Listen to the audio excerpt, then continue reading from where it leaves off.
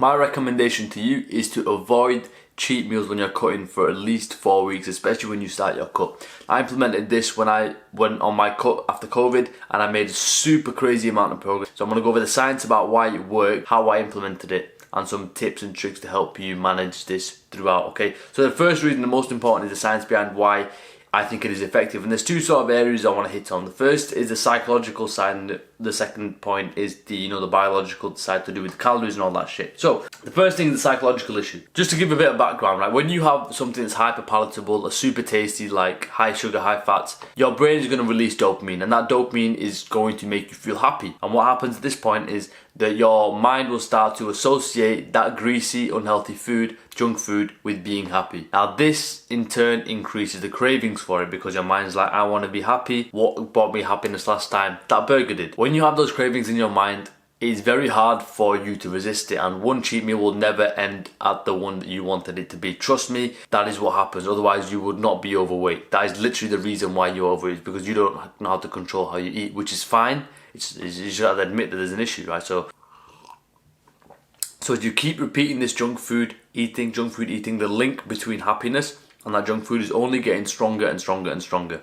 Now what you want to do is make that link weaker, and how you do that is go for a period of time where you don't give your brain access to happiness from that piece of junk food, right?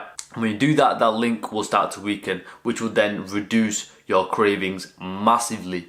And when I say massively, I mean you can't even comprehend the amount it will decrease until you've done it. And a simple way of looking at it is, if you're having cravings while you're trying to lose weight, it's literally like a head-on wind coming into your face while you're trying to go forward. But imagine if you don't have any cravings, or your cravings are minimal, it's literally like having wind coming from behind you and pushing you forward. It will make your process so much simpler and so much easier when you're trying to lose weight. So go for those 4 weeks without it. Trust me, it'll make life way easier. And then there's the physiological issue with the actual calories in the bodies, right? I heard a lot of people say, oh, just because I've eaten 6 days a week, I can, smash out on the 7th because I've earned it. But let's actually sit down and do the math and do some logic behind this. Let's say you eat 2k calories for 7 days a week, right? That's going to put you at 14k a week, 14,000 calories a week, right?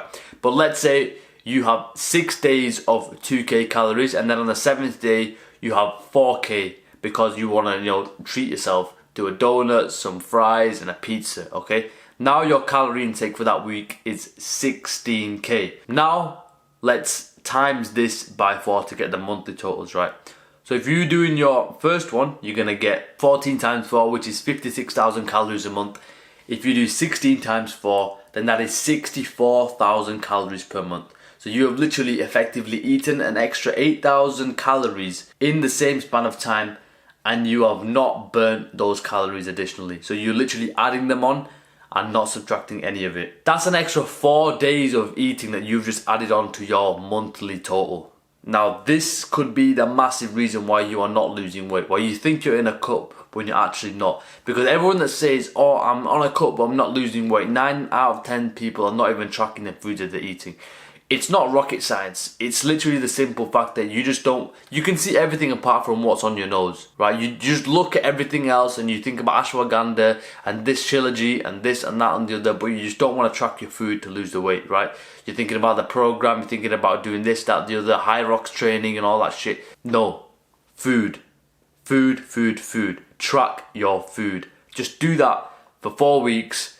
Get the shit out of your diet and just try it. Get your brain rewired. That's the main thing. How this worked for me is I literally followed a meal plan, and I'm going to give you that meal plan completely for free. I'll link it in a Google Doc. Just take it, use it, whatever. Super simple, high protein, lots of vegetables, eating at the same times every day, so then my brain's just used to it. Pattern recognition, simple. Everything becomes routine and systemized, okay? What I did was I had my meal plan on my Apple Notes app. Just went through that on a daily basis, ticked it off as I went through, and then a habit tracker which I was just ticking off daily, and one of the things were to make sure I was eating my meals.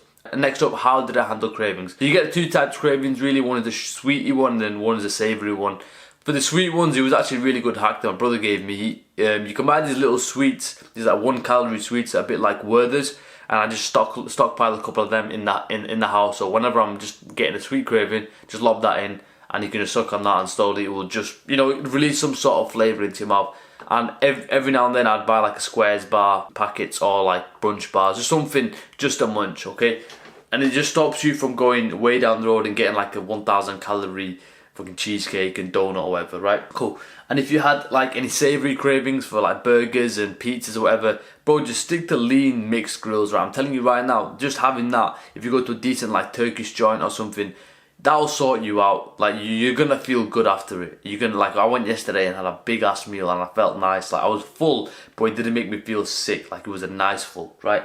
So grilled chicken burgers, lamb, mixed grill, all that good stuff. Just munch on that nicely. Have some rice with it, swap it instead of the fries.